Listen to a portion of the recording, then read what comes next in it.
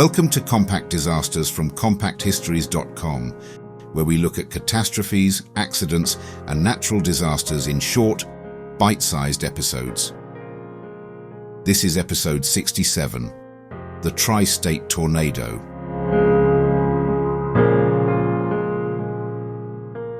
In 1925, the United States had no modern system for forecasting or warning the public about tornadoes. Meteorology was still a developing science, limited by sparse observational data, rudimentary models, and cultural caution about even using the word tornado in official communications. This context is essential to understanding why the tri-state tornado would prove so devastating. Weather forecasting in the early 20th century relied primarily on surface observations collected at widely spaced stations. Upper air data, now critical for understanding severe storms, barely existed. Radiosonde balloons were not yet in operational use, radar was decades away, and weather maps were often several hours out of date by the time they were analyzed. Forecasters could identify large-scale storm systems, but pinpointing violent local phenomena was beyond their capability. Even more significant was an institutional constraint. The U.S. Weather Bureau actively discouraged the use of the term tornado in forecasts. Officials believed that mentioning tornadoes would cause panic and undermine public trust. As a result, warnings were vague, often referring only to severe storms or high winds, language that failed to convey immediate, life-threatening danger. Public awareness and preparedness were similarly limited. Tornado safety guidance was inconsistent and often ineffective. Many people believed that opening windows would equalize pressure and prevent buildings from exploding, a myth that persisted for decades. Basements were uncommon in some rural areas, and storm shelters were rare. Schools, factories, and homes were not designed with high winds in mind, and building standards varied widely across states. The Midwest and Ohio Valley regions, including Missouri, Illinois, and Indiana, were particularly vulnerable. These areas combined flat terrain, wooden construction, and dense working populations in mining and industrial towns. Communication between communities relied on telegraph, telephone, and word of mouth, all of which could be severed instantly by storms. On the morning of the 18th of March 1925, millions of people went about their day with no reason to expect extraordinary danger. There were no sirens, no alerts, and no coordinated emergency response plans.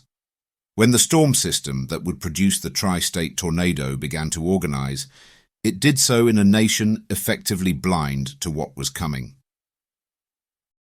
The disaster that followed was not only the result of extreme weather, but of a society without the tools, language, or systems to warn itself in time. The weather pattern that produced the tri-state tornado began to take shape during the early hours of Wednesday, the 18th of March, 1925. A strong low-pressure system was moving eastward across the central United States, drawing warm, moist air north from the Gulf of Mexico, while colder air pushed south from the plains. This unstable combination created ideal conditions for severe thunderstorms, even if forecasters at the time lacked the tools to recognize just how extreme the setup had become. By mid-morning, thunderstorms were developing across parts of Missouri, particularly in the southeastern portion of the state. Surface observations recorded rapidly falling air pressure, strengthening winds, and unusually warm temperatures for March. In some areas, the air felt heavy and oppressive, a detail frequently mentioned in later survivor accounts. To modern meteorologists, these conditions would signal a high risk of tornado activity. In 1925, they were simply noted and logged. At approximately 1 p.m. local time, a powerful storm cell intensified near the town of Ellington, Missouri. Witnesses reported dark, low-hanging clouds and a roaring sound often compared to an approaching train. Somewhere in this region, the tornado first touched down, though the exact moment remains uncertain due to the lack of real-time observation. What is clear is that the storm quickly organized into a long-lived violent tornado, maintaining contact with the ground for an extraordinary length of time. Unlike most tornadoes, which lift and reform repeatedly, this one followed a remarkably continuous path. It moved northeast at speeds estimated between 55 and 70 miles per hour, faster than many people could run or even react. This speed would later become one of its deadliest characteristics, giving communities almost no time to seek shelter, even when visual warning signs were present. As the tornado strengthened, it carved a growing path of destruction across rural Missouri. Farmhouses, barns, and small settlements were struck with little or no warning. Telegraph lines were torn down, cutting off communication ahead of the storm and ensuring that downstream towns remained unaware of what was approaching. By early afternoon, the storm was no longer a local event. It was becoming a regional catastrophe, already displaying the speed, persistence, and violence that would soon devastate large parts of Illinois and Indiana before the day was over. Once established, the tri-state tornado became a phenomenon unlike anything previously recorded. From its initial touchdown in Missouri, the tornado maintained a continuous ground track of approximately 219 miles, cutting across 3 states in just over 3 hours. Its persistence, speed, and intensity combined to produce devastation on a scale that communities along its path could neither comprehend nor escape. After striking rural areas of southeastern Missouri and destroying most of the city of Annapolis, the tornado crossed the Mississippi River and entered Illinois at around 2:30 p.m. It was here that the storm reached its deadliest phase. Moving at speeds estimated between 55 and 70 miles per hour, the tornado gave towns only minutes, sometimes seconds, of visual warning. Entire neighborhoods were obliterated before residents could react. The hardest-hit community was Murfreesboro, where the tornado struck directly through the center of town. Schools, homes, factories, and churches were destroyed almost simultaneously. Fires broke out among the wreckage, fueled by overturned stoves and broken gas lines. Of Murfreesboro's population of roughly 12,000, 234 people were killed, making it the single deadliest tornado impact on a U.S. city in recorded history. From there, the tornado continued northeast, tearing through towns such as DeSoto, West Frankfort, and Parrish, 90% of which was destroyed. Entire communities were reduced to splintered lumber and exposed foundations.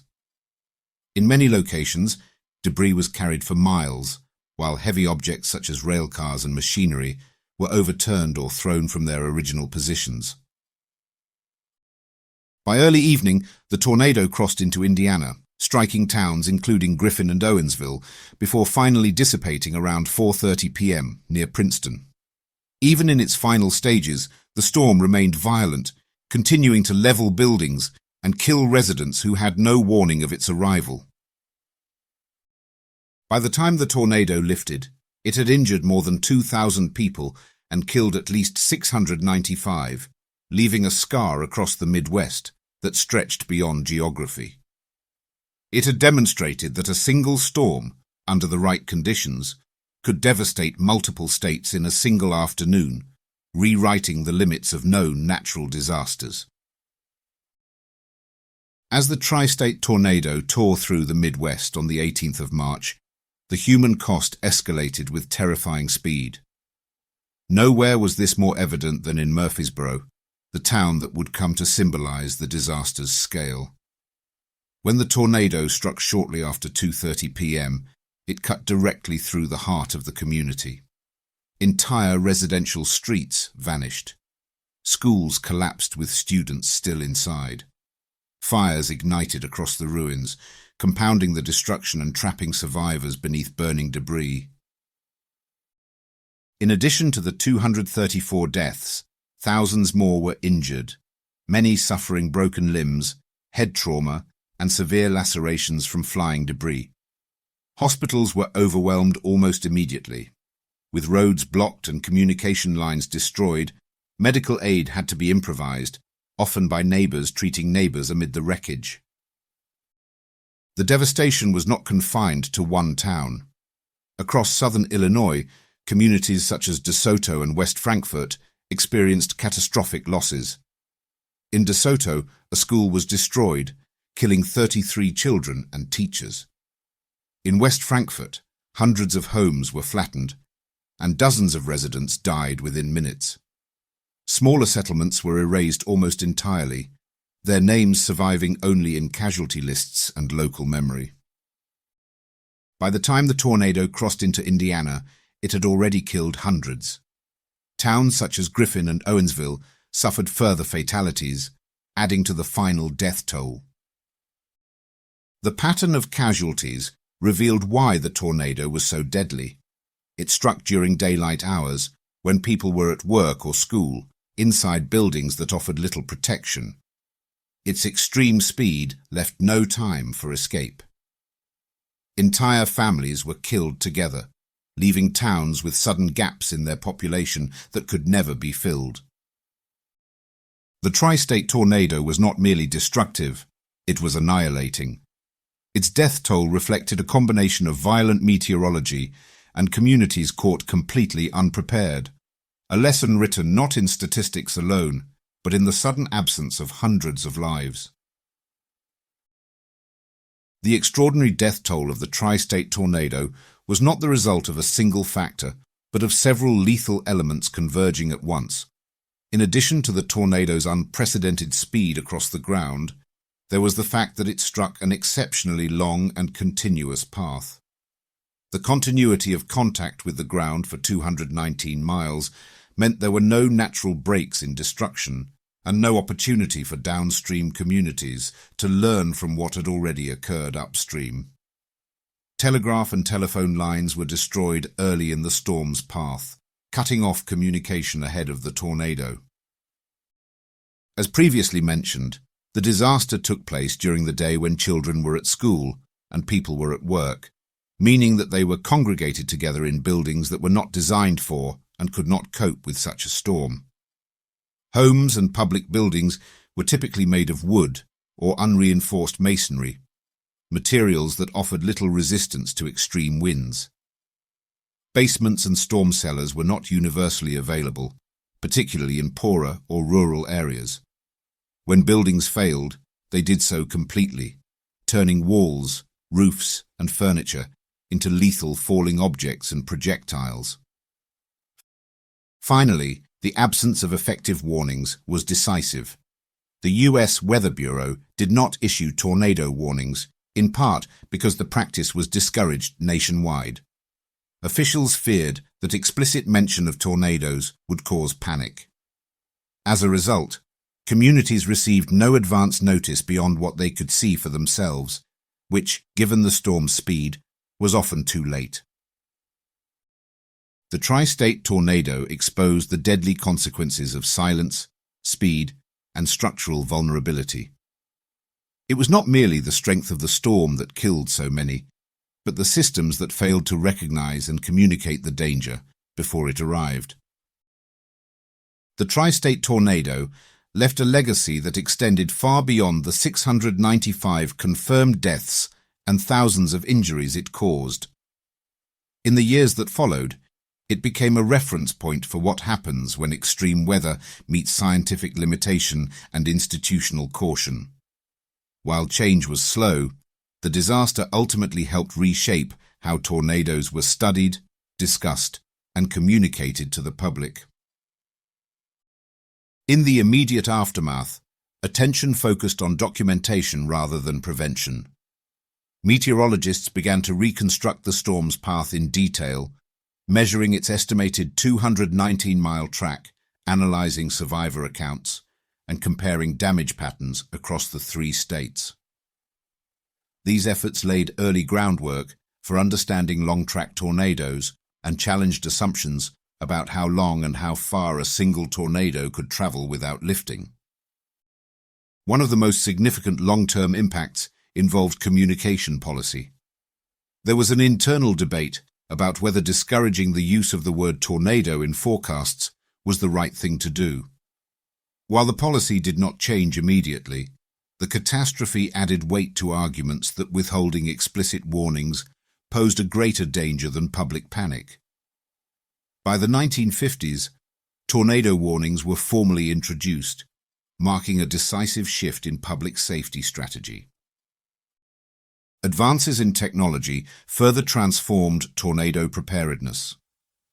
The introduction of weather radar in the mid-20th century, followed by Doppler radar in the late 20th century, allowed meteorologists to detect rotation within storms before tornadoes touched down. Coupled with satellite imagery, these tools dramatically improved lead times for warnings, turning minutes into life-saving opportunities. Public education also evolved. The myths that dominated 1925, such as opening windows to prevent explosions, were gradually replaced with evidence-based safety guidance. Storm shelters, basements, and later safe rooms became standard recommendations. Sirens, emergency broadcasts, and coordinated response plans emerged at local and national levels. Despite these advances, the tri-state tornado remains unmatched in its death toll. Modern warning systems have prevented similar catastrophes, but the storm is still used as a reference point for educating people about the dangers of complacency when it comes to storm warnings. The legacy of the tri-state tornado is not simply historical. It is embedded in every warning issued today, shaped by a disaster that proved silence could be as deadly as the storm itself.